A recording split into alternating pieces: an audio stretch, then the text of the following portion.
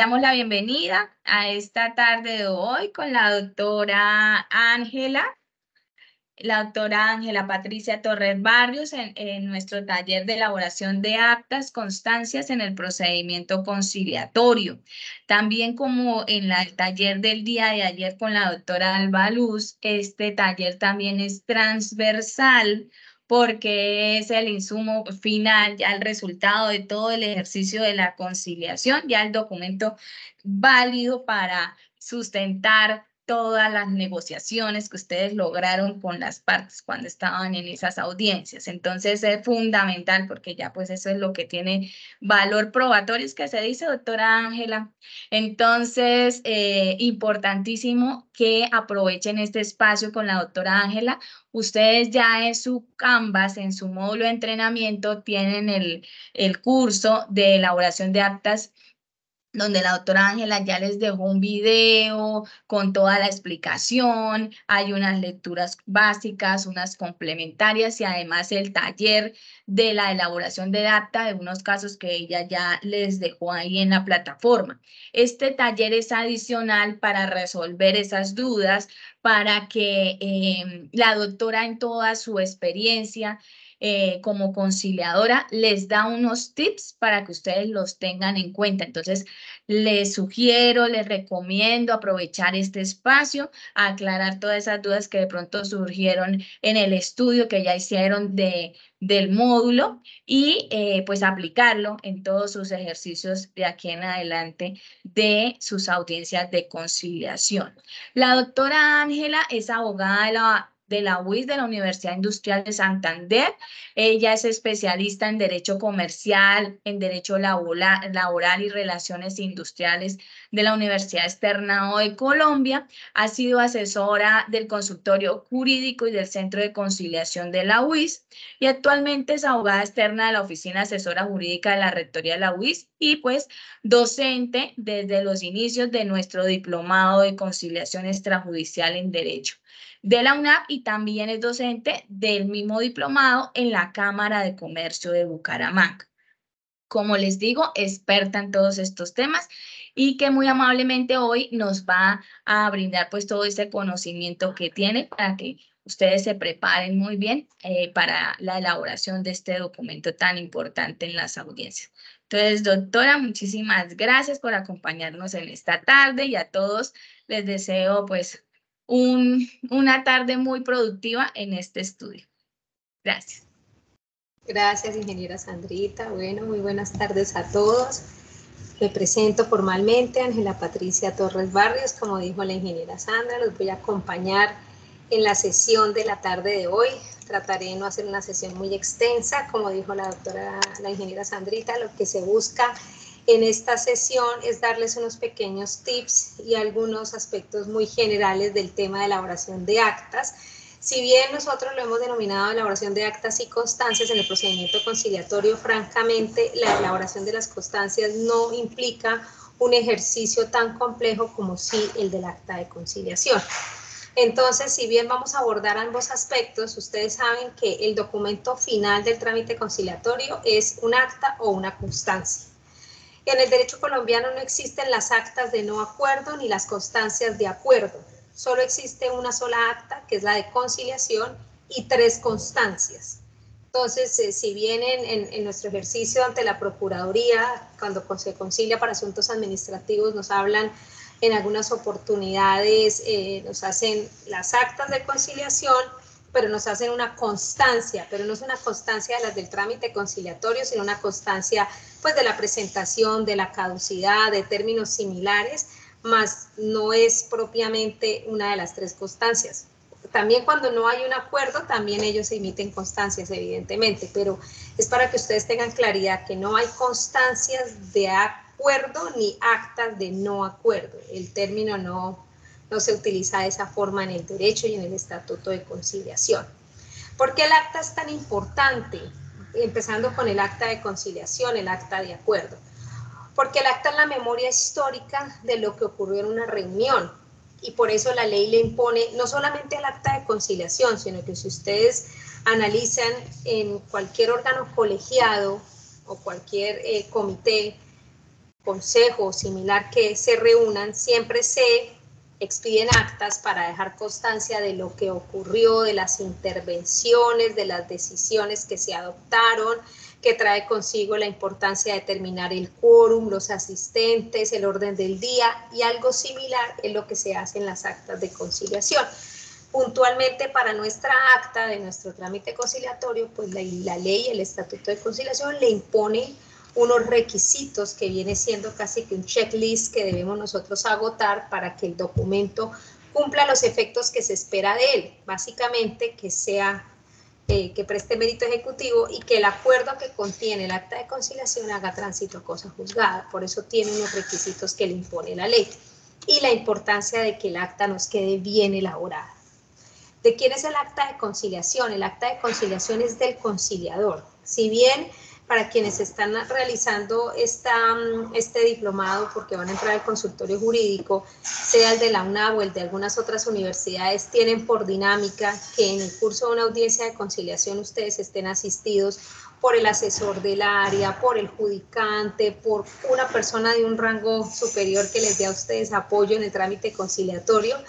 En realidad y de fondo de nuestro trámite y de nuestra figura de conciliación, el acta es única y exclusivamente labor del conciliador. El acuerdo es de las partes, es decir, lo que compone compromisos, obligaciones, lo que se pacta como tal, proviene de las partes. Algunas veces, en muchas de ellas, el conciliador propone fórmulas de arreglo que la parte o las partes pueden aceptar o pueden desechar. Pero si no se apropian de ellas, tampoco les sirve al conciliador, porque la intención del conciliador no es imponer las fórmulas de arreglo ni imponer el resultado, sino proponerlo bajo la aceptación o negación por parte de las partes. Entonces el acuerdo siempre va a ser de las partes, pero el acta de conciliación es del conciliador. Cosa distinta es que yo, cuando haga la lectura del acta, reciba una suerte de recomendaciones, de sugerencias, de solicitudes para incluir o retirar o esclarecer algunos aspectos del documento. Eso es un ejercicio válido y es un ejercicio importante del conciliador. Pero eso no quiere decir que alguna de las partes o sus apoderados, en caso de asistir a la audiencia, al trámite con algún apoderado, sea quien elabora el documento final, porque esa es una labor que es insustituible del conciliador. Porque el conciliador, en virtud del artículo 116 de la Constitución Nacional, está administrando justicia transitoriamente. Entonces tiene toda la posibilidad de equipararse a un juez de la República. Las actas son para el conciliador como las sentencias judiciales para el juez de la República. Por eso, insisto, el acta de conciliación es una actividad que solo le corresponde al conciliador. En las etapas del diseño del acuerdo, y esto es algo pues como para pequeños tips para tener en cuenta, igual eso es un tema que ustedes ya han abordado y abarcado hasta el momento, pero es lo más importante que yo quiero dejarles a ustedes en la tarde de hoy de recuerdo, de refuerzo, es que ustedes tengan en cuenta lo que les acabo de indicar.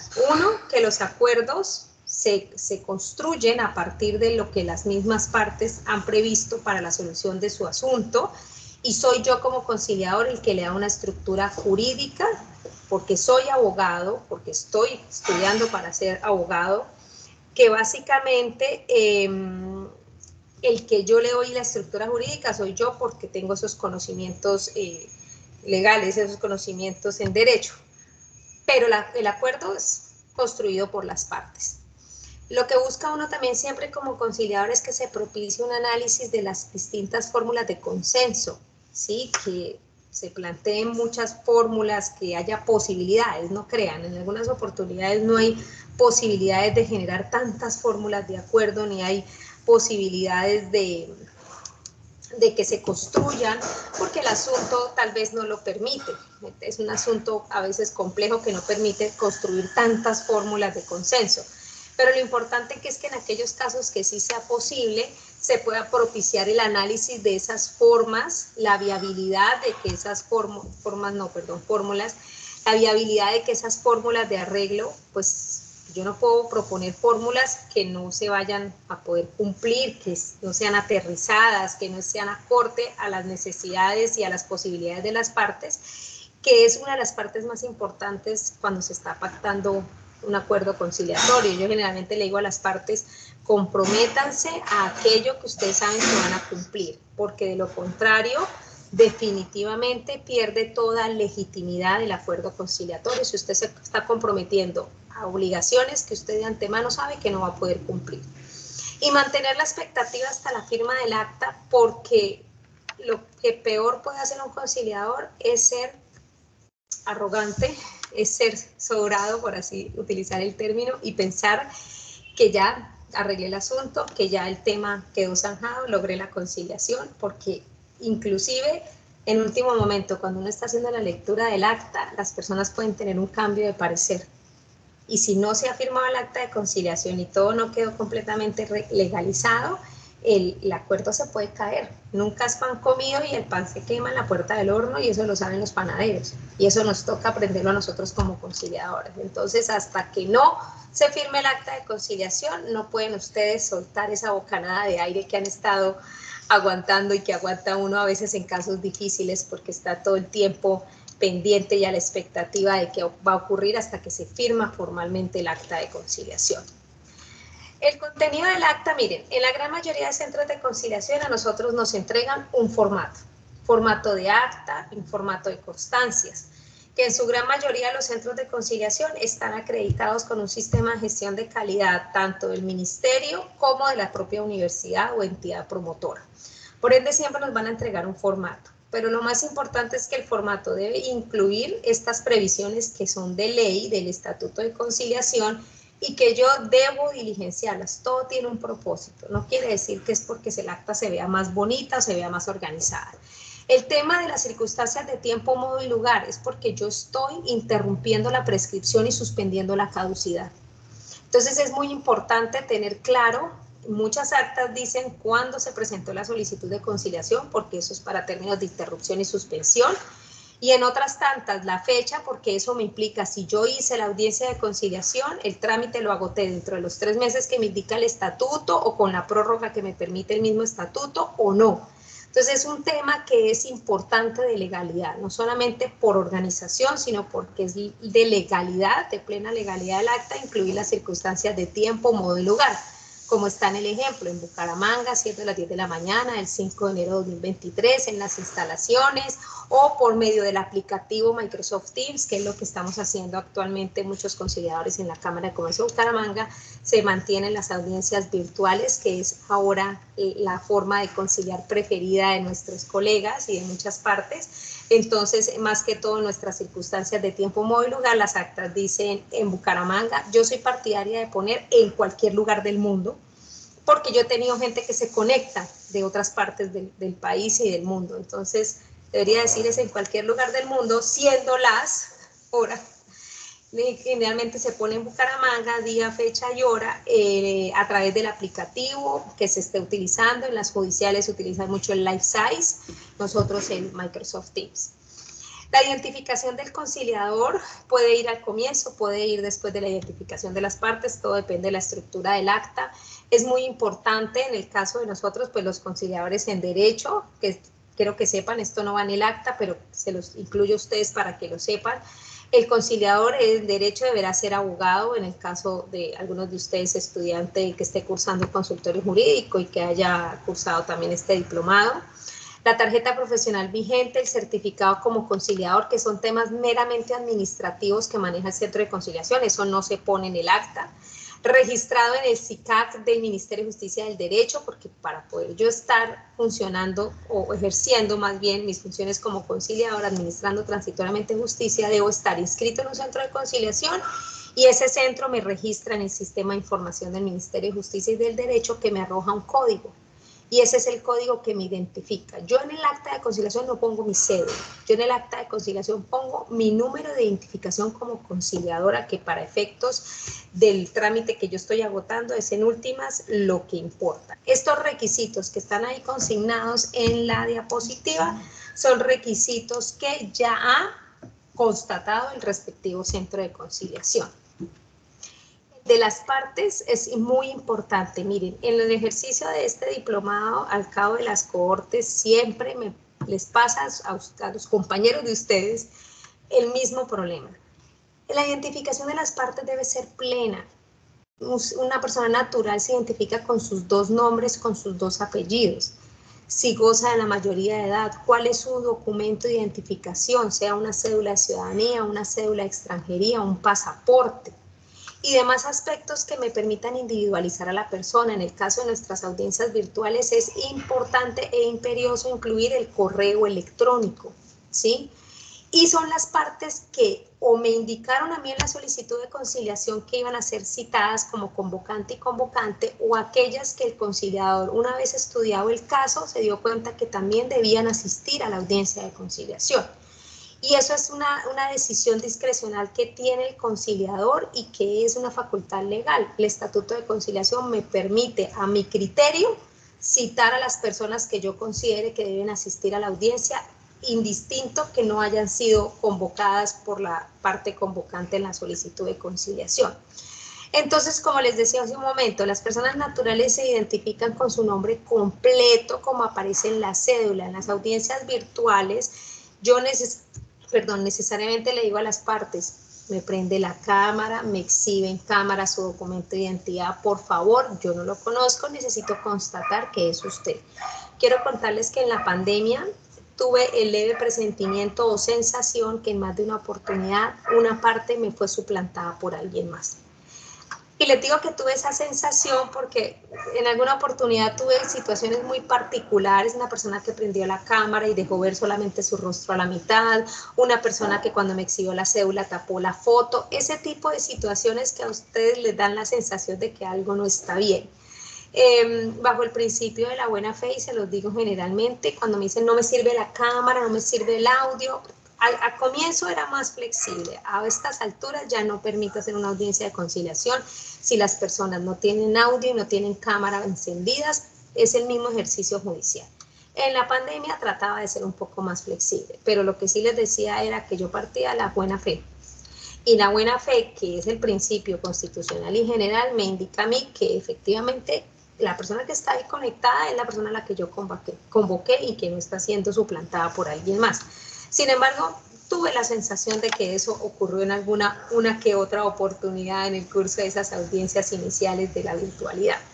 Se indica su mayoría de edad, el tipo y número de identificación nacional. Bueno, les digo, no todos somos cédulas, otros son cédulas de ciudadanía, otros son cédulas de extranjería, otros son pasaporte, se puede estar conciliando con personas de origen extranjero.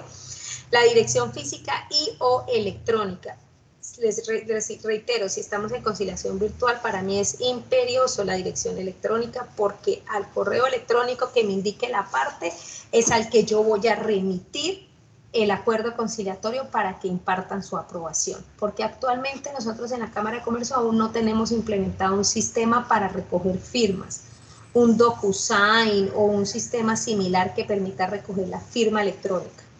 Entonces, las personas nos siguen contestando a través de correo electrónico la aprobación del acuerdo que yo leo en pantalla, en conexión. Nosotros no grabamos las audiencias. Grabar las audiencias es violar el principio de confidencialidad de la audiencia de conciliación. Entonces, ni siquiera estamos grabando la lectura del acta de conciliación. Entonces, por eso les digo, es importante para nosotros el correo electrónico. Y si es menor de edad, tenemos que identificar quién es su representante legal. Usualmente un menor de edad no asiste a una audiencia de conciliación, no se cita a un menor de edad, pero puede ocurrir que el menor de edad haya sido quien celebró un negocio, o haya sido un vendedor, un comprador de alguna situación, haya sido porque son también en algún momento sujetos de derecho y obligaciones. Entonces yo no lo puedo vincular ni lo puedo citar, tengo que hacerlo por intermedio de quien ostente su representación legal, y pues esa persona en últimas es la persona encargada de conectarse, de presentarse a la audiencia y de tomar las decisiones por ese menor de edad. Entonces, un leve ejemplo. Este ejercicio, créanme que lo hago todos los diplomados, y cuando me siento a revisar las actas de conciliación, los compañeros me dejan o simplemente el nombre completo y no los demás aspectos de la identificación, o lo que es peor y agobiados por la pereza, primer nombre y primer apellido, que eso se presta para homónimos. Por eso les digo que es importante 2 nombres si hay y 2 apellidos si los hay. Julio César Suárez Medina, mayor de edad, vecino de Bucaramanga, no es importante decir de dónde la vecindad, es solo el ejemplo. identificado con la cédula, identificado con la cédula de ciudadanía, de extranjería, pasaporte, con domicilio, puede ser la dirección física y la electrónica, llámese correo electrónico, o solamente la electrónica si estamos en audiencias virtuales. Las personas jurídicas son un poco más extensas de identificar, pero es importantísimo hacerlo, primero porque yo debo constatar que la persona jurídica que se está conectando, su representante, la persona que se conecta, la persona natural que se conecta en representación de una persona jurídica es la persona que realmente tiene la facultad para conciliar y para representar y comprometer a esa persona jurídica. Tengo que saber exactamente cuál es la razón social de esa persona jurídica, porque si el convocante me pone, por ejemplo, me acaba de pasar algo muy curioso y ya vi que ya no pude salir de ese chicharrón. Hizo un llamamiento en garantía, bueno, no, lo hizo la abogada que viene a sustituir, un llamamiento en garantía a Suramericana S.A. Resulta que Suramericana S.A. es una holding, se tenía que llamar en garantía, era Seguros Generales Suramericana S.A., que es la aseguradora, la que adquiere, la que emite pólizas, la que adquiere obligaciones, la que genera derechos. Pero cuando yo llegué al proceso, ya la colega había presentado llamamiento a Suramericana S.A., el juzgado se lo había admitido y estaba en curso los 6 meses para que se declarara, al cabo de los cuales notificar, y si no, se declaraba la ineficacia del llamamiento. Pues cuando yo llegué al proceso, ya estaban, los 6 meses se vencen en enero, pues claro, yo tomé todos los documentos, autos y demás, y córrale a hacer las notificaciones. Y ya resultó que la persona jurídica es distinta. Pero la opción básicamente fue, Seguros Generales se presenta y dicen, no somos la misma persona jurídica, Suramericana es otra. Nosotros no adquirimos los derechos, no adquirimos esas obligaciones, nosotros no emitimos esas pólizas, nosotros no somos. ¿A qué va mi ejemplo? A la importancia de saber bien cuál es la persona jurídica a la que yo estoy citando, si es efectivamente la persona jurídica que está llamada a responderme, que es la persona jurídica que está reclamando de verdad los derechos o las obligaciones a su cargo, con su nombre, que es el nombre de denominación social que aparece en el certificado de Cámara de Comercio, en la resolución que le dio personería jurídica, el documento donde nos da la posibilidad de constatar la personería jurídica, así como aparece ese nombre y ese NIT, así tengo que identificarlo en el documento. De quién se trata, si es una limitada, si es una SAS, si es una unión temporal. Si es una unión temporal, tengo que decir quién conforma esa unión temporal, porque la unión temporal no es una persona jurídica. Tiene un NIT solo para efectos tributarios, que se lo concede la DIAN, pero no es persona jurídica, está conformada por varias personas jurídicas. Entonces, ese tipo de detalles que son de mayor complejidad, hay que ser muy cuidadosos en ellos, o si no, no se está cumpliendo el verdadero objetivo, que es convocar a quien realmente debe ser convocado y quien se presente a la audiencia sea realmente quien debe presentarse y eventualmente adquirir las obligaciones a favor de, si es convocante o convocante, a favor o a cargo. A su turno, sí, Bernardo, adelante. Doc, qué pena, es que yo tengo una pregunta con respecto a las personas jurídicas. Es que según yo, pues entiendo con respecto a los lineamientos que tiene la Superintendencia de Sociedades, por ejemplo, en el caso de una sociedad en donde el certificado de existencia y representación legal salen como varios representantes, como el principal y otros dos, Sí. y según tengo entendido, solamente el representante principal tendría la opción de acudir para la conciliación o los otros dos también podrían. No, ellos también podrían. Lo que hacen generalmente es que cuando se presentan, dicen en qué calidad se presentan. El deber ser, Bernardo, es que el suplente, pues uno asume, pero es que quiero también decirles que en conciliación ese tipo de cosas no se deben asumir, no tiene que tener certeza. Pero si se presenta el suplente, uno asume como conciliador que el principal está ausente, porque el suplente solo entra cuando el principal está ausente. Pero es una medida a prevención, si se presenta el suplente, que tiene las mismas facultades que el principal, que al menos indique que se está presentando como suplente. Pues además hay empresas, hay sociedades, Bernardo, que tienen como 5 suplentes, ¿no? Calculen la magnitud de la empresa.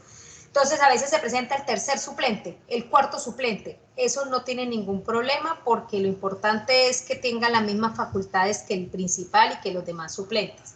Pero es también muy importante que se nos indique en el trámite conciliatorio que el principal o los 3 anteriores están ausentes y por eso el cuarto suplente es el que se presenta por la persona jurídica, ¿sí? Y evidentemente traernos un certificado en el caso de las empresas que se registran ante las cámaras de comercio, porque no todas, por ejemplo, las entidades públicas no se registran en Cámara de Comercio. Entonces, las empresas que sí se registran en Cámara de Comercio y las demás en personas jurídicas, ya sean de derecho público o de derecho privado, alleguen el certificado respectivo actualizado, por lo menos con una vigencia no superior a 30 días, para que uno como conciliador pueda constatar, uno, que efectivamente esa persona todavía ostenta ese cargo que afirma que tiene, y dos, que las facultades que tiene como suplente son las mismas facultades que tiene el principal o los suplentes que le anteceden. Pero adicionalmente que se presenta porque el principal se encuentra ausente, porque así es como yo puedo ingresar. Pero eso, Bernardo, también depende mucho de qué facultades le haya concedido la persona jurídica, el representante legal, si es el principal, es el único que tiene la facultad para conciliar, o si también el principal y los suplentes tienen las mismas facultades que el principal. Pero esa es más que ser una regla general, toca revisar caso puntual, porque inclusive puede suceder que alguna persona jurídica, el representante legal ni siquiera tenga facultad para conciliar, por ejemplo, que tenga que ser otorgado por la junta directiva. Yo no lo he visto, no es usual, porque eso es casi que entregarle una chequera a un representante legal con la cuenta vacía. Entonces, si yo lo nombro representante legal y usted no tiene posibilidades de conciliar porque le tiene que pedir autorización a la junta directiva, está prácticamente amarrado y no es que pueda hacer mucho. Pero lo más importante es que la facultad esté expresa para conciliar, o que sean las mismas facultades que tiene el principal para que ese suplente pueda ingresar o pueda presentarse a una audiencia de conciliación. ¿Qué es lo que interesa en estos casos, Bernardo y los demás compañeros? Que si la persona jurídica va a adquirir obligaciones o van a adquirir a su favor obligaciones, quien lo esté representando sea la persona que efectivamente puede adquirir las obligaciones o aceptar las obligaciones. Porque si no es así, prácticamente la que se está comprometiendo es la persona natural que se presentó a conciliar por una persona jurídica y no tenía la facultad ni para comprometerla ni para aceptar las obligaciones a su favor. Entonces queda es una persona natural comprometida y no como tal la persona jurídica, que en muchas ocasiones a nosotros nos interesa la persona jurídica, el respaldo del patrimonio que pueda tener una persona jurídica frente a unas obligaciones. Eso es lo que realmente no podría inclusive generar una nulidad, porque uno de los requisitos que debe tener el acta de conciliación, entre otras cosas, es la capacidad y el consentimiento. Entonces, me podría a mí generar una nulidad si en mi acta de conciliación no está acreditada la capacidad. Hay un vicio porque la capacidad de la persona que se presentó no tenía capacidad para adquirir esos derechos y obligaciones, y eso me puede generar a mí eventualmente una nulidad del acta de conciliación. Es que no es automática, ¿no? No es que uno diga, no se presentó quien tenía que presentarse, el acta es nula. Evidentemente hay que llevarlo a la jurisdicción y que lo determine un juez de la República, pero eso me podría a mí generar una nulidad, y como conciliador déjenme decirles que un acta de conciliación nula es bastante negativo en nuestro haber. Miren, el orden que ustedes identifiquen a la persona no es tan importante. Lo que importa cuando ustedes estén redactando el acta de conciliación es que sepan que yo no estoy citando a la persona natural que la representa, sino a la persona jurídica representada por. Entonces yo puedo decir Ángela Patricia Torres, en calidad de representante legal de la empresa, que en realidad la que es convocada es la empresa y no Ángela Patricia Torres. Y ese es otro error que me cometen en las actas, que cuando me identifican a la persona jurídica, me identifican esa representante legal como si fuese el convocado. No, el convocado es la persona jurídica. Para aquellos casos donde yo estoy conciliando con una persona jurídica, indico su nombre completo, su identificación, su correo, e indico qué calidad tiene. Entonces ahí viene la pregunta de Bernardo, si es representante legal principal, si es suplente. Algunas facultades para representación judicial y extrajudicial recaen no necesariamente en un representante legal como tal de una persona jurídica, sino que en las entidades públicas en muchas oportunidades el representante legal delega esas funciones de representación legal para asuntos judiciales y extrajudiciales en otros funcionarios de su igual jerarquía.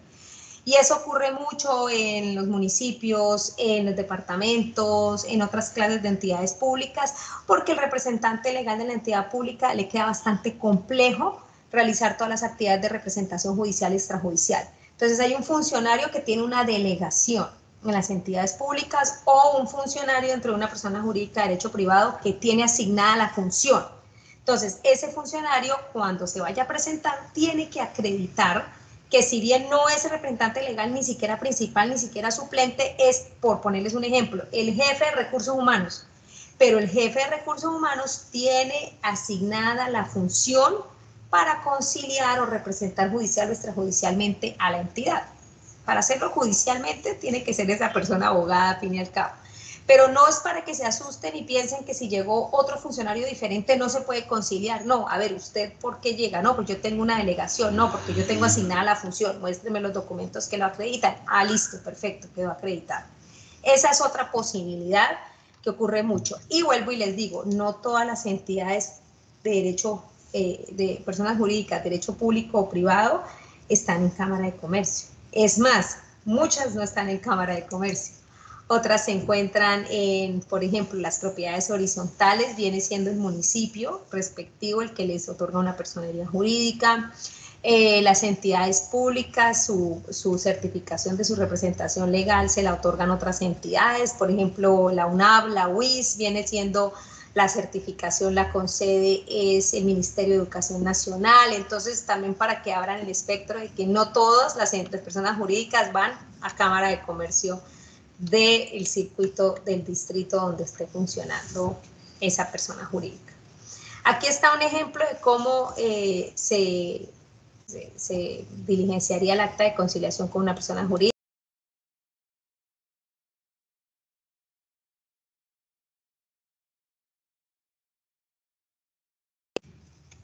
Entonces, por ejemplo, aquí yo empiezo identificando a la persona jurídica con su razón social, Monsalve, Martínez y compañía limitada, sociedad comercial con domicilio principal en tal. Yo prefiero incluir sus datos de dirección física, su NID y su correo electrónico. ¿Cuál correo electrónico? El que aparece en su certificado de Cámara de Comercio o en las entidades públicas que están obligadas a tener correo electrónico de notificaciones judiciales, el que me aparezca o en su página web o en el documento que certifica donde aparece ese correo electrónico. Representada por quién, ahí pongo el nombre de su representante, pues de la persona que la representa, en este caso la persona que la representa es su gerente y su representante legal, conforme se observa en el documento que me están acreditando quién es la persona que representa a esa persona jurídica. Lo más importante es que ustedes tengan en cuenta que tiene que quedar, yo sé que queda largo, yo sé que queda complejo, pero es que esa es la correcta identificación, de tal suerte que no vaya a haber la equivocación que yo les estoy compartiendo. Suramericana S.A. y Seguros Generales Suramericana S.A. son distintas, NIDs diferentes, nombres y razones sociales distintas, y que den un aprieto porque ya contestó Seguros Generales diciendo no fui yo, yo no tengo nada que ver, nada que hacer, ya nos quedó así, o sea, nos quedó mal. Después de la identificación de las partes, tengo el contenido propio del acta de conciliación. El contenido propio del acta de conciliación me trae consigo, primero, pues un tema de las pretensiones. Las actas de conciliación generalmente nos traen una cápita de lo que llamamos hechos y otro cápita de lo que llamamos pretensiones. Los hechos, pues generalmente se toman de la solicitud de conciliación. Yo soy partidaria de si hay algunas apreciaciones subjetivas, si hay algunos señalamientos que puedan llegar a ser molestos para la otra parte, yo trato de eliminarlos.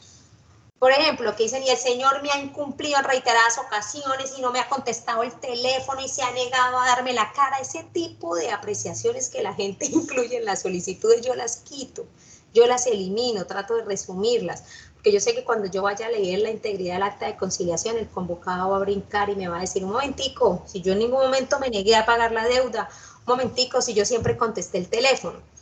En algunos consultorios jurídicos hacen un ejercicio que no me parece que sea dañino, pero tampoco me parece muy propio para el tema de conciliación, y es el asunto que se reúnen aparte con el convocado previo a iniciar la audiencia de conciliación para escuchar su versión, por así decirlo.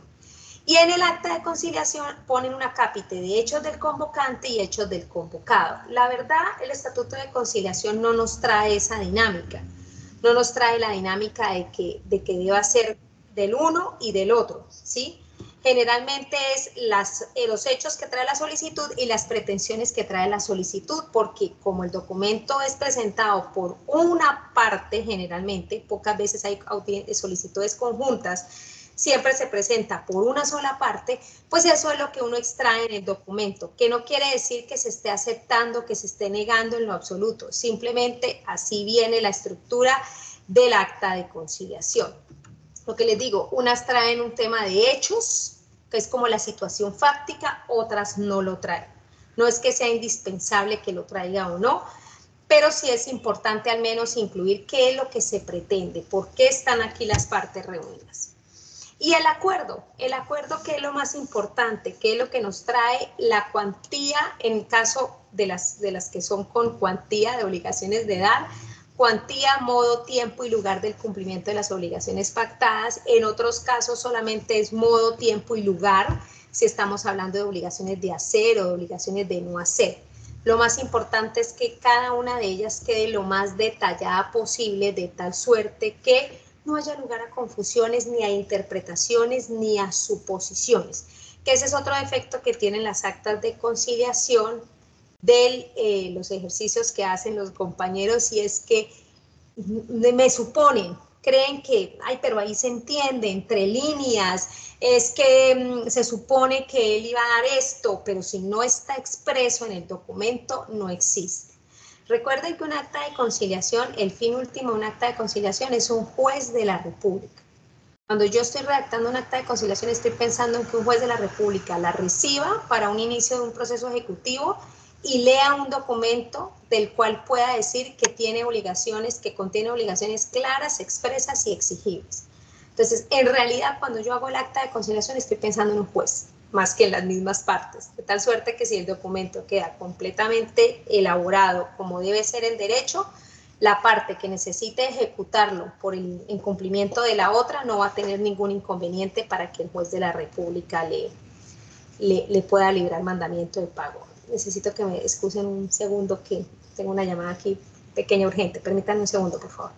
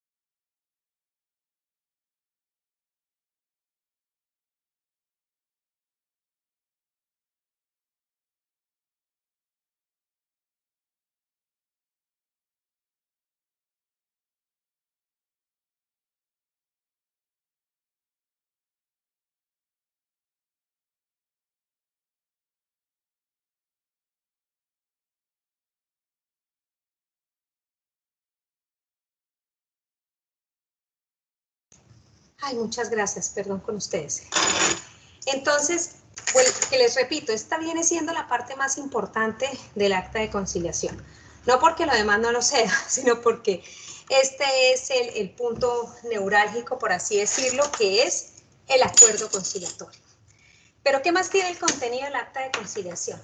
Es muy importante que el acta de conciliación se indique si el acuerdo es parcial o si el acuerdo es total.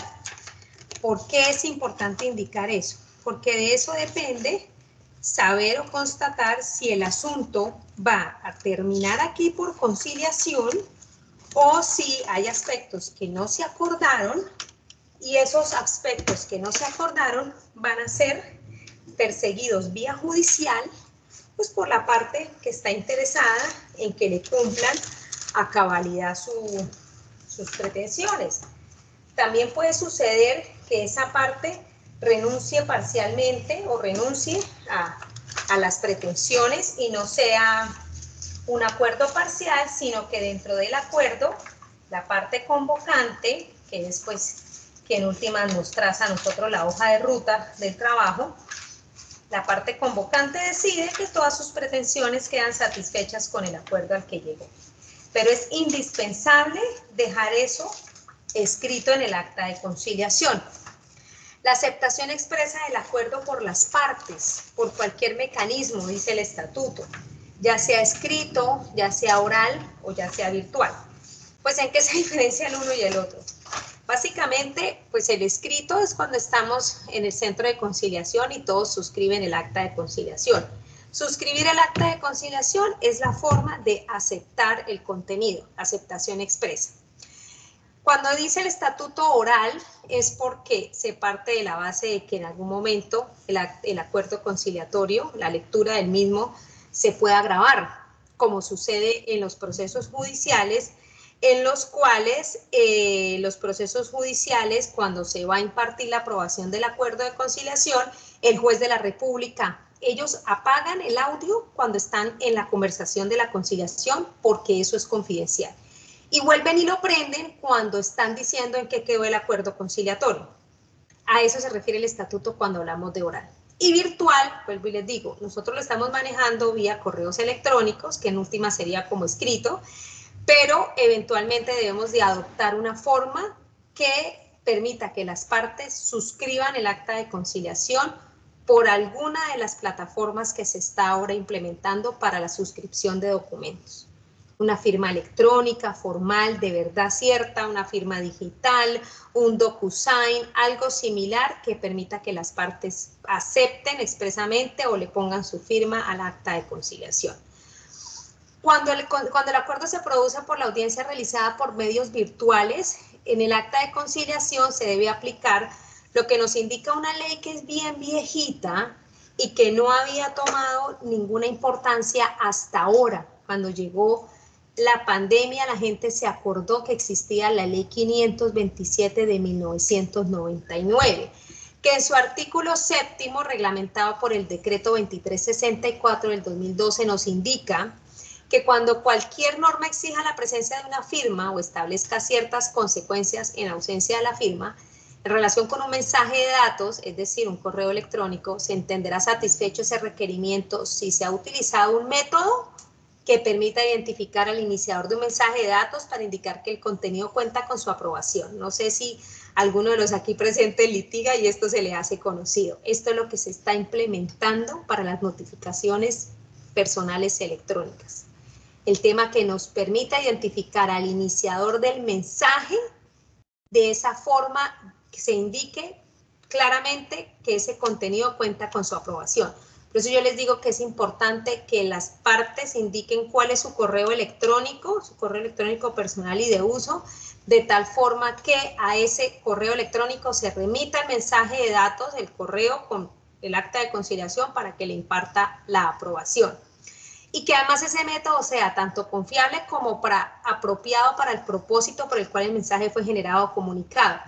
Yo tengo una particularidad y es que a mí las partes a veces me dicen, mire, yo puedo por WhatsApp, no se puede por WhatsApp. Nosotros no tenemos implementado un método por WhatsApp, Primero, porque no tenemos un WhatsApp institucional que me permita indicar que el número pertenece a la institución, que yo soy el que recibo en la institución, el centro de conciliación o la entidad promotora, y quién me está remitiendo ese mensaje. Entonces nosotros ni hacemos conciliaciones por videollamadas, ni hacemos conciliaciones, ni mandamos aprobaciones de actas vía WhatsApp. Lo que nosotros utilizamos es correo electrónico personal, el que nos indique la persona natural o que esté de uso de la persona jurídica, y lo hacemos desde correos electrónicos institucionales, de tal suerte que exista por un lado y por el otro una trazabilidad.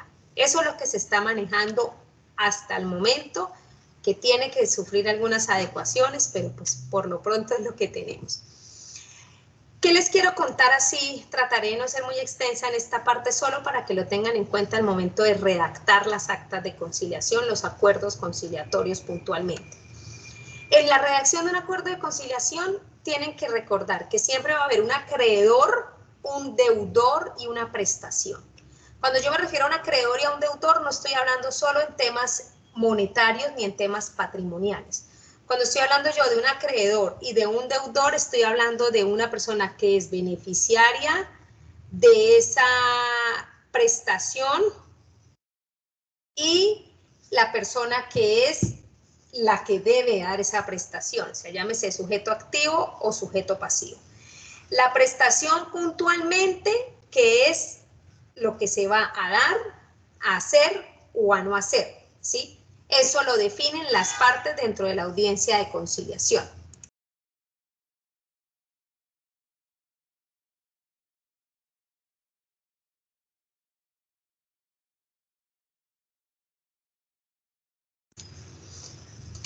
Básicamente, porque las partes son las únicas que nos van a indicar cuál es el contenido de esa prestación. Es importante también recordarles que las obligaciones pueden ser civiles y naturales. Las obligaciones civiles son las que pues constan en un documento que me permite a mí exigirle al deudor el cumplimiento del mismo, sea directamente o ante las instancias judiciales. Y las naturales son las que nos llegan generalmente a nuestros consultorios jurídicos. Son personas que afirman que alguien tiene una obligación a favor suyo, pero no consta en ningún documento, ya sea porque el documento no existe o porque el documento que ellas tienen y creen que está contenida una obligación no tiene los efectos legales que normalmente ese documento debiera tener. Entonces, ¿qué hacemos generalmente nosotros con el trámite conciliatorio? Nosotros buscamos que las obligaciones naturales se vuelvan civiles, que ese deudor que tiene una obligación a su cargo se presenta a una audiencia de conciliación, reconozca que debe esa suma de dinero, que tiene que entregar esa prestación a favor de ese acreedor y le estamos constituyendo una obligación civil que antes era natural. Y quienes tienen obligaciones civiles o su respaldo documental acuden a conciliación, no tanto porque el documento no tenga prosperidad en un proceso judicial, sino porque desean agotar el trámite conciliatorio previo a iniciar un proceso judicial. Muchas veces es más efectivo negociar en estos espacios que irse directamente a las vías judiciales. También recordarles que las obligaciones pueden ser puras y simples y obligaciones principales, las que pueden contener. Estos son los ejemplos de obligaciones generales de la universidad. Es para que ustedes recuerden que este tipo de obligaciones pueden ir incluidas en un acta de conciliación.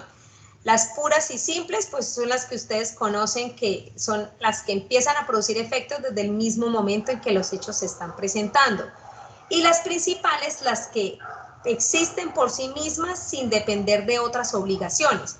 Como por ejemplo, la obligación que tiene el arrendatario de cancelar el canon de arrendamiento a su arrendador existe como obligación pura y simple, es decir, apenas el arrendatario toma el inmueble en arriendo, ya tiene la obligación de cancelar el canon, y es principal porque la obligación del arrendatario no depende de la obligación del arrendador. Cada uno tiene sus obligaciones y cada uno tiene que responder por sus obligaciones con independencia. Ah, no, es que como el arrendador no me ha arreglado la gotera, yo no le pago el canon de arrendamiento. Eso no es cierto.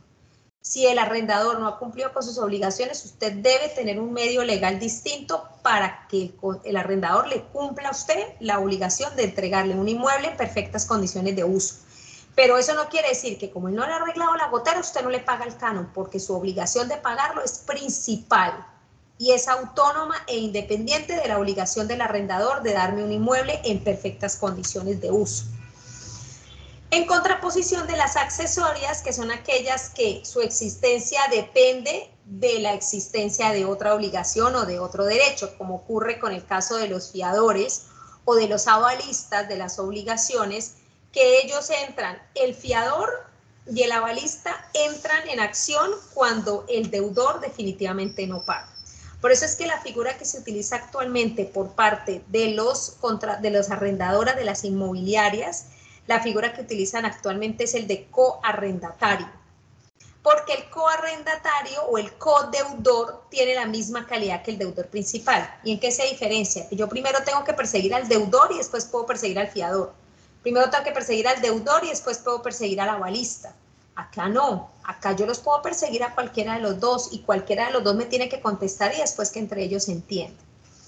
Las obligaciones de sujetos simples y de sujetos plurales, claro, porque es que no necesariamente hay una sola parte que es acreedora y una sola parte que es deudora. Pueden haber múltiples deudores y múltiples acreedores, como nuestros trámites de conciliación que pueden tener múltiples resultados, porque yo puedo tener a varias partes. Yo soy convocante y he convocado a varios. Por ejemplo, tuve un accidente de tránsito, convoqué al conductor, convoqué al propietario del vehículo y convoqué a la aseguradora.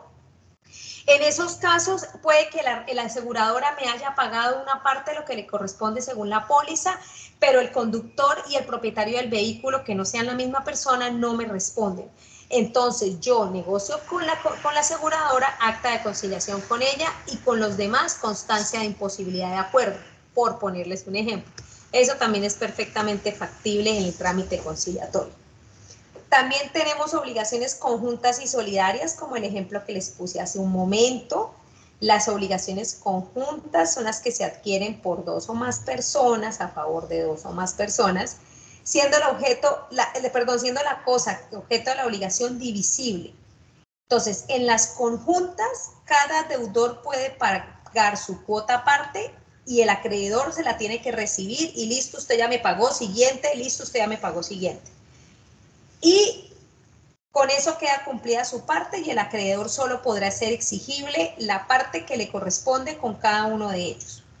Pero en las solidarias no pasa eso. En las solidarias tengo dos o más personas con una obligación a favor de dos o más personas o de una sola, en caso de acreedor, y yo como acreedor puedo hacer exigible a cualquiera de ellas la totalidad de la obligación. Pero quiero contarles que ni las entidades financieras, ni las inmobiliarias y actualmente casi nadie acepta obligaciones conjuntas. Exigencia siempre la de obligación solidaria, porque imagínense, si uno de ellos tiene suficientes recursos para pagarme, no voy a perder yo la oportunidad de irme contra esa persona para que me pague el todo y que después entre ellas se entiendan. Y por el contrario, si acepto obligaciones conjuntas, me toca perseguir a cada uno por una cuota aparte y el que después no me las pueda pagar, sencillamente se queda sin pagar esa cuota. Importante que recuerden que en las actas de conciliación también se pueden incluir obligaciones de no hacer y de hacer. No todas las obligaciones son solamente de dar. De no hacer se utiliza mucho cuando se pacta que la parte que está adquiriendo la obligación se abstenga de hacer algo. Eso lo encontramos usualmente en los contratos, en las conciliaciones de contratos de arrendamiento, cuando se está pactando, por ejemplo, la entrega de un local comercial. El propietario vino y pidió la entrega de su local comercial. ¿Qué hace uno usualmente? Y esto viene por ley, pero no todos los arrendatarios lo saben ni hacen exigible ese derecho. Yo después de 2 años adquiero un derecho como comerciante, que implica que si el arrendador o propietario, que pueden tener la misma calidad o no tenerla, me solicita el local comercial, me hace desahucio y me aduce las únicas 3 causales que me puede aducir después de 2 años de estar yo en ese local, que son o para uso propio o para venta o para remodelación. Si es para uso propio, ese propietario no puede poner un negocio igual al que yo tenía antes. ¿Por qué? Porque eso altera la sana competencia, porque eso lo que hace es llevar a las personas a la confusión, porque mis clientes van a pensar que yo sigo siendo la misma persona que está allá y resulta que no lo soy, y porque eso es ilegal, porque si yo lo estoy pidiendo para uso propio, no puedo poner el mismo local, el mismo negocio, el mismo objeto que tenía el negocio anterior. Entonces yo tuve una conciliación bastante particular, donde se estaba pactando la entrega de un local de San Andresito La Isla. ¿Y por qué es particular? Porque San Andresito La Isla, por reglamento de propiedad horizontal, tiene organizados que por pisos funcionan ciertos negocios. Esto no es a la ligera, no es improvisado, que en San Andresito La Isla en el primer piso queden los víveres y los zapatos, en el segundo piso queden la ropa y las cosas de accesorios, y en el tercer piso queden los electrodomésticos. Es por propiedad horizontal, porque así lo organizaron ellos. De tal suerte que se estaba pidiendo la restitución de un local donde funcionaba una tienda naturista. Y el arrendatario puso la condición que el arrendador no podía arrendarle a nadie que fuera de tienda naturista, pero estábamos hablando de violar el reglamento de propiedad horizontal. Entonces estábamos en una situación compleja, porque si bien eso es un derecho que está por ley, claro está, también pasaba por encima del reglamento de propiedad horizontal, que organizó los pisos de San Andresito La Isla por locales comerciales, por negocios, por objetos de negocios. Entonces, ¿qué se incluyó?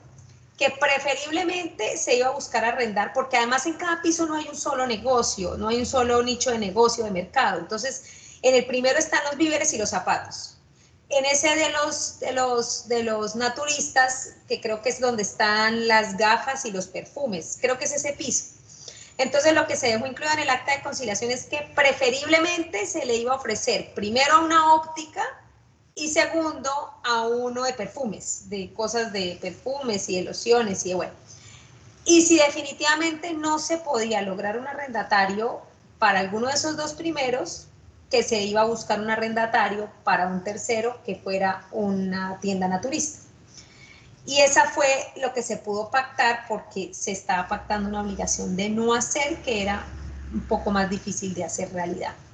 En las obligaciones de hacer, pues es la realización de un hecho positivo, por ejemplo, la prestación de algún servicio o la entrega real y material de una cosa, no necesariamente implicando la transferencia de la propiedad de ese bien, pero es importante que, si bien no trae consigo una cuantía, sí trae otros aspectos que deben ser detallados, como el tiempo, el modo y el lugar. Entonces, si me van a hacer alguna actividad o me van a prestar algún servicio, tengo que ser lo más específico posible. Mire, yo hace unos meses, inclusive creo que fue ya casi el año pasado, creo que ya sería como en diciembre del año pasado, sí, ya casi el año, hay un convenio que tiene el Centro de Conciliación, y es para los accidentes de tránsito, para conciliar los accidentes de tránsito que son solo latas. Entonces, hubo un accidente de tránsito, un vehículo emitió una señal de pare y estrelló a otro. Ambos se volvieron miércoles, ninguno tenía seguro de responsabilidad contractual. Y por tratar de negociar el asunto, el que ocasionó el accidente le dijo al otro que le conciliaba. Entonces le dio una suma de dinero ese día del accidente en efectivo, firmaron un documento a mano alzada, y al día siguiente se presentaron en el centro de conciliación que vamos a conciliar. Entonces, rápido, busquemos un conciliador. Yo en esa oportunidad estaba libre y yo les hice el favor de hacer la conciliación. Pero resulta que no había cuantía. Ahí sí no había cuantía, la persona afectada, los dos quedaron afectados, pero el principal era el que le interesaba que le respondieran por sus daños. Tenía una camioneta, no sé, Ford Escape, no sé qué, bueno, no era ni siquiera nueva, era como el 2013, la metió en concesionaria. Entonces, no habían dado aún el valor de los daños, no se sabía cuánto era la cotización. Yo le dije a que ocasionó el accidente, y a los dos les dije, venga, suspendamos este trámite y nos volvemos a encontrar cuando ya haya un valor. Que no, que yo viajo, que no, que yo tampoco, que no, que yo necesito conciliar. Le dije al señor delante del otro, usted está firmando un cheque en blanco, porque usted no sabe en cuánto van a salir los daños. No, que ya, que yo necesito, el otro, por favor, que me ayude, listo. Entonces, lo único que pude hacer, como obligación de hacer, es que el señor se comprometía a pagar el arreglo de los daños que cotizara, que evaluara la concesionaria, bajo el número de cotización X, porque el carro ingresó a la concesionaria de valoración con un número de cotización X. Pues, oh sorpresa, que los daños salieron por 16 millones de pesos. Y obviamente el otro estaba espantado, aturdido. Dije, pero bien le dije yo a usted que no conciliaran esas condiciones. Yo estaba por allá viajando cuando empezaron a llamar. Y el que concilió, pues evidentemente el que ocasionó el accidente no tenía como pagar 16 millones de pesos y no los pagó. Entonces, para que el otro recuperara el carro, el otro los pagó, retiró su carro y entonces, ¿ahora qué voy a ejecutar? Si no tengo una cuantía para este caso puntual que sí era una obligación de dar o de hacer un pago. Entonces presentó el ejecutivo y se lo inadmitieron. Entonces se fue al centro de conciliación y le dije yo, porque me llamó una funcionaria y le dije, dígale al abogado que yo no le voy a enseñar derecho, que él sabe que es un título ejecutivo compuesto. En este caso le toca hacer un título ejecutivo compuesto. Le toca con su acta de conciliación, con lo que efectivamente su cliente pagó para retirar ese vehículo, la cotización que le hicieron, el avalúo de los daños amarrado a esa tal cotización número X, y ese sería su título ejecutivo compuesto. Y mire a ver si puede transformar una obligación de hacer por una obligación de dar, porque así fue como ellos pactaron. Para mí, la moraleja es que no vuelvo a pactar así, no les vuelvo a hacer un acta de conciliación, así me supliquen, porque miren los problemas. El otro firmó un cheque en blanco que le costó 16 millones de pesos y el otro después estaba emproblemado porque no sabía cómo iba a ejecutar el acta de conciliación. No les quedo debiendo el resultado de la historia porque no tengo ni idea cómo terminó esa historia. Y las obligaciones de dar, pues básicamente es la transmisión plena o fragmentada de una cosa, sea suma de dinero, sea la entrega efectiva de algún bien o de alguna cosa, la transferencia de un inmueble, de un vehículo, de una motocicleta. Importante que ustedes sepan que los dos efectos del acta de conciliación y del acuerdo conciliatorio empiezan a surtir en los centros de conciliación privados cuando se registre el acta de conciliación. En las conciliaciones ante lo contencioso administrativo hasta que el juez de la República no le imparta la aprobación al acuerdo. Y aquí, cuando se efectúe el registro, que es un trámite administrativo que hace única y exclusivamente el centro de conciliación. A diferencia de otro mecanismo de arreglo directo como es el contrato de transacción, donde en el contrato de transacción apenas las partes suscriben el documento, a partir de ese momento empiezan a surtir los efectos. Es un contrato de transacción, es un negocio jurídico privado. El acta de conciliación no tiene el mismo efecto porque ella sí es ante un centro de conciliación y requiere esa formalidad. ¿Qué hacemos nosotros? Nosotros entregamos el acta al centro de conciliación o la remitimos al correo del centro para las conciliaciones virtuales y ella dentro de los 4 días hábiles siguientes a la realización de la audiencia, lo tengo que hacer yo, perdónenme, tengo ese plazo, yo lo hago de forma inmediata y ellos tienen 3 días siguientes a la fecha en que yo les entregue los documentos para realizar el registro. El centro solo puede revisar requisitos formales. El director del centro no puede revisar si el acta me quedó bien o no. No me puede ir a llamar a decirme, oiga, a mí no me parece este acuerdo que usted suscribió, tiene que cambiarlo, en lo absoluto. Solamente revisa requisitos formales.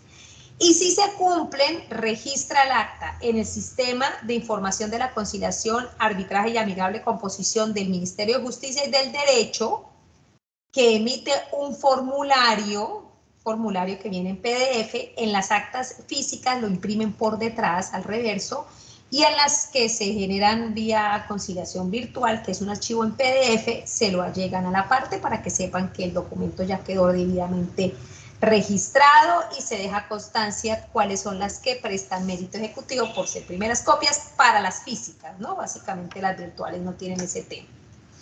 Hay algunos asuntos del derecho que es importante tener en cuenta ciertos aspectos al momento de elaborar el acta de conciliación. Estos son unos ejemplos muy básicos, les podría traer muchos más ejemplos de otros tipos de asuntos y otros tipos de problemas jurídicos, pero estos son los que más se utilizan, por ejemplo, en las actas de conciliación de restitución de inmueble arrendado.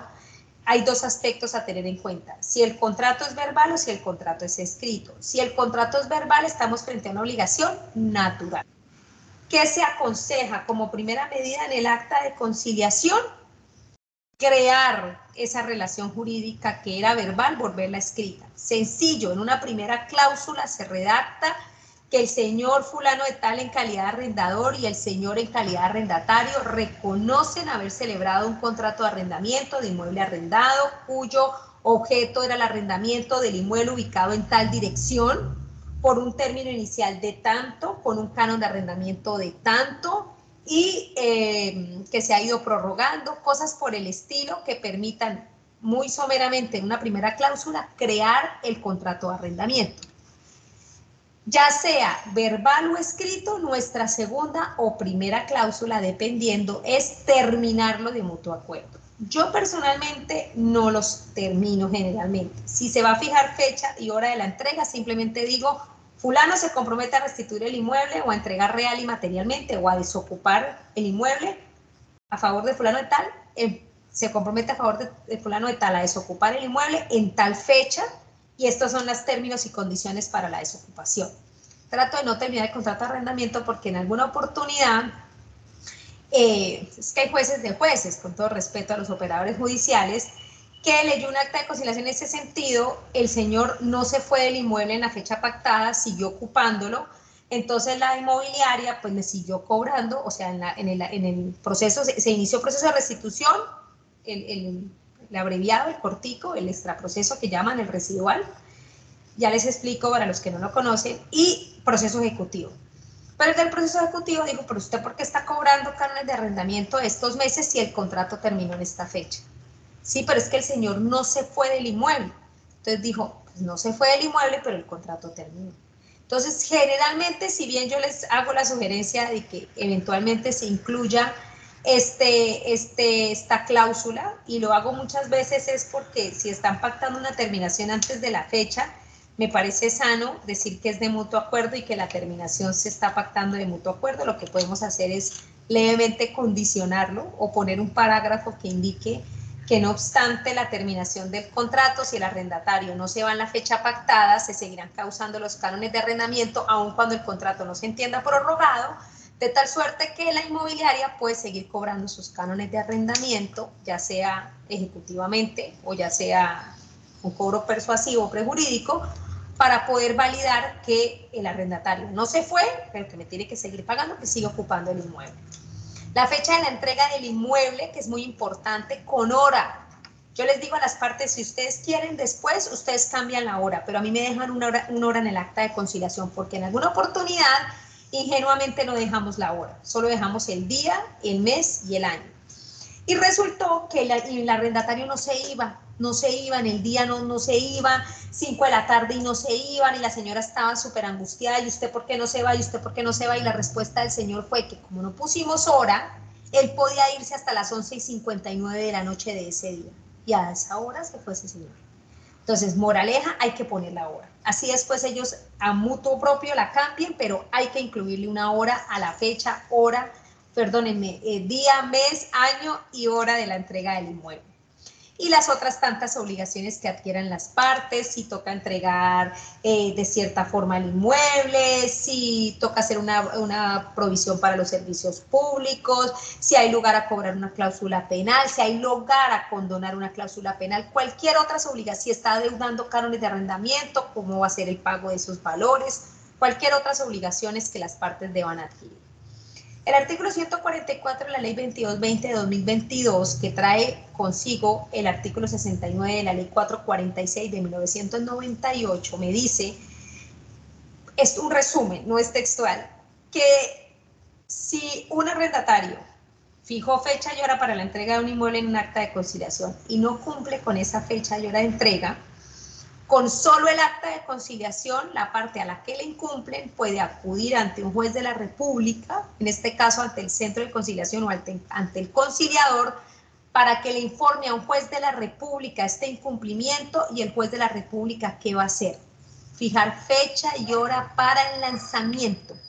Aquí no se está violando el debido proceso, aquí no hay etapas probatorias, aquí no hay tutela que valga, niños menores de edad, discapacitados, adultos mayores, no hay nada. Aquí hay un compromiso en un acta de conciliación que no se cumplió, y eso me da mi derecho para pedirle un lanzamiento a un juez. Antiguamente lo estaban haciendo los inspectores de policía, estaban full, por ende empezaron a hacerlo los jueces de la República. Ellos mismos se están yendo a hacer los lanzamientos. Por ende, es mucho más expedito. Y hay personas que se llevan hasta el lanzamiento, o sea, o porque no creen que sea cierto que los van a lanzar, o porque no tienen posibilidades de la entrega, y pues en últimas esperan al lanzamiento, que es, aunque muchos de ustedes están aquí chiquitos, como La Estrategia del Caracol, aquella película colombiana donde efectivamente las cosas van a la calle. En las cuotas alimentarias son las únicas actas de conciliación que hacen tránsito a cosa juzgada de forma formal, no material.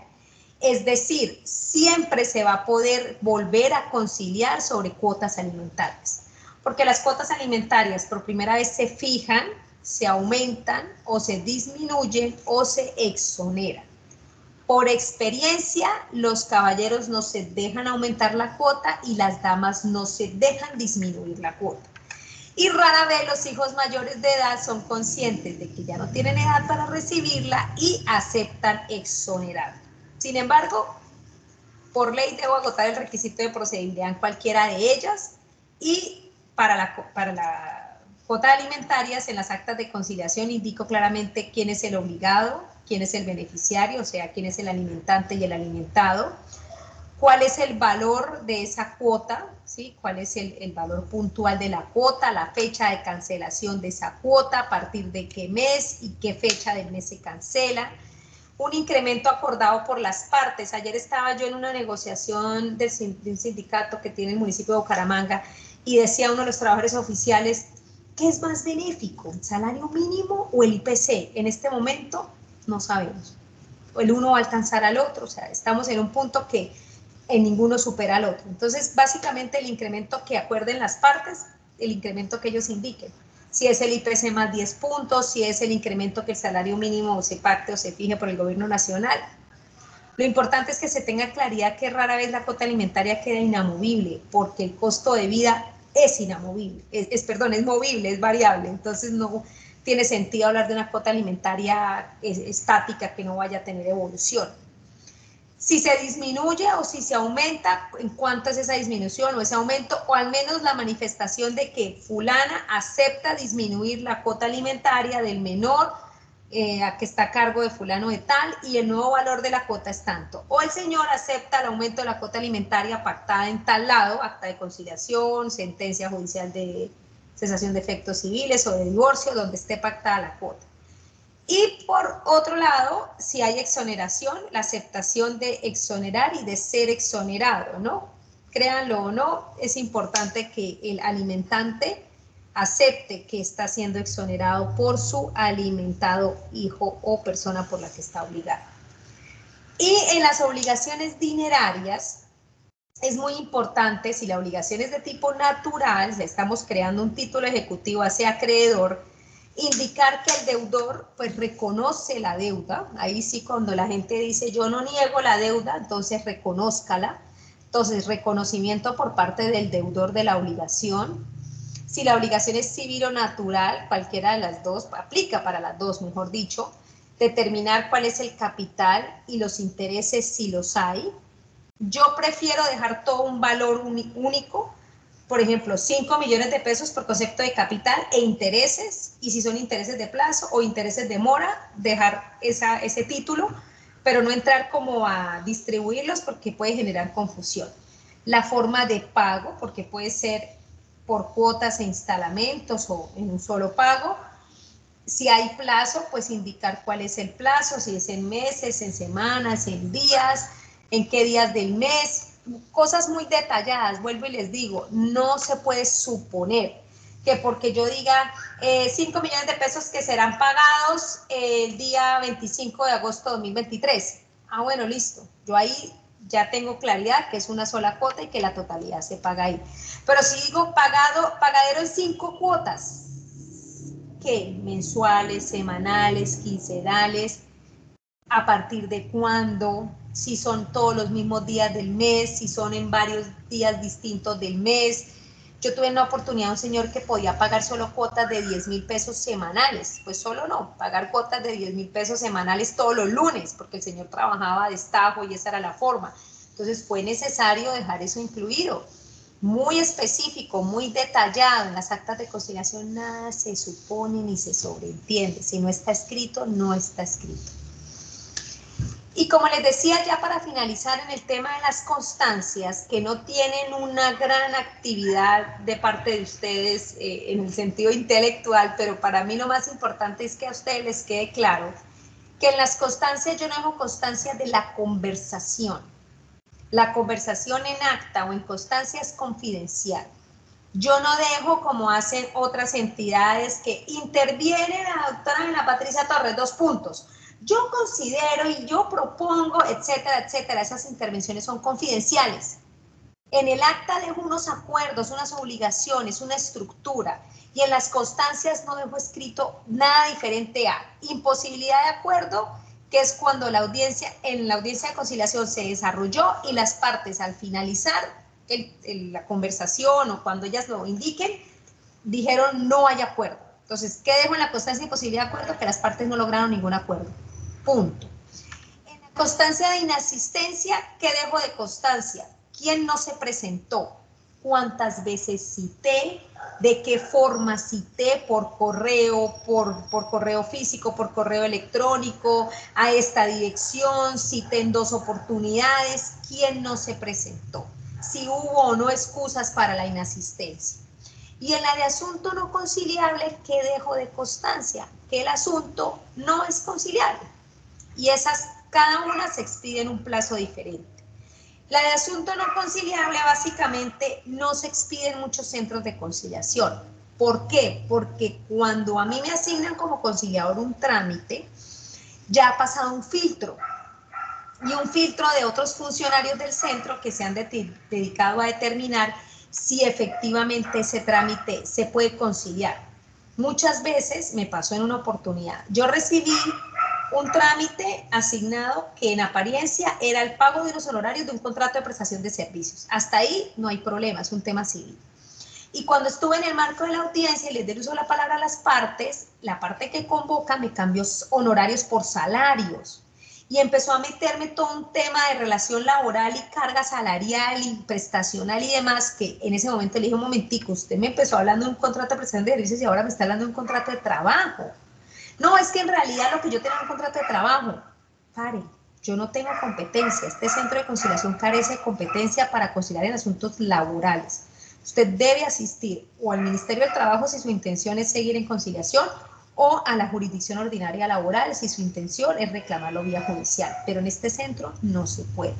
Y me di cuenta mucho después de esos 10 días, porque la agenda oculta de mi convocante era que en realidad lo que buscaba era reclamar derechos laborales y no un contrato de prestación de servicios como había dejado escrito en la solicitud de conciliación.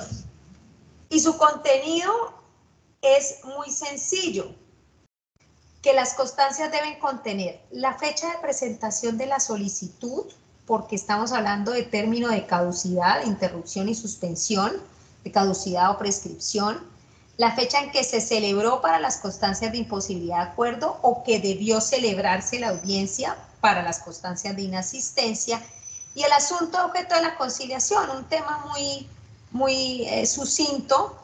Lo que les digo, en nuestras actas y nuestras constancias tenemos una cápita de hechos y de pretensiones, que son las de la solicitud, que generalmente uno transcribe, y esos son los que dejan las constancias. Y como les decía, sus términos son diferentes. Las de imposibilidad de acuerdo se expiden inmediatamente en la fecha en que se concluye la audiencia. En ese mismo instante se expide la constancia de imposibilidad de acuerdo. La de inasistencia se expide al vencimiento de los 3 días hábiles en que debió realizarse la audiencia con o sin excusa. Puede ser en una primera oportunidad o en una segunda. Muchas veces hasta 3 veces piden que se cite a un trámite conciliatorio a un convocado. Nosotros normalmente no pasamos de 2 porque ya después de eso pierde toda seriedad y formalidad el trámite conciliatorio. Y la de asunto no conciliable, como les indicaba en la diapositiva anterior, es 10 días calendario. Aquí hablamos de hábiles. Ahí sí son calendario desde que se radica la solicitud de conciliación.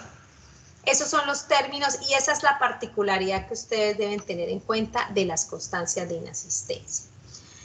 Con esto concluyo lo que les tenía preparado para hoy. Es más que todo puntualizar algunos aspectos que están en la plataforma y que están dentro de las actividades. Quiero que sepan que la actividad de esta asignatura mía hay 2 clases de actas de conciliación, 2 asuntos diferentes, ustedes escogen uno cualquiera de los 2. Lo que yo busco es que ustedes diligencien todos los espacios, inclusive los marqué con X y amarillo porque en el pasado yo los dejaba en blanco y les decía toca diligenciar un acta de conciliación y me lo devolvían en blanco. Entonces yo decía, pero ¿qué hizo ahí? Yo no hizo actividad. Entonces, si el espacio en blanco generaba confusión, puse unas X con amarillo para que sepan que esos son los aspectos a diligenciar, los demás son los generales del acta. Y muy importante y no menos importante que los demás aspectos que están ahí, el contenido de los acuerdos. Es individual, esto no se hace grupal, es distinto al proyecto integrador, esto es individual. Cada uno escoge su acta de conciliación, cualquiera de los 2 temas que quieran, leen, desarrollan todo lo que está ahí de acuerdo al caso, no hay que cambiar el caso, es lo que yo digo, hechos y pretensiones, ese es el caso.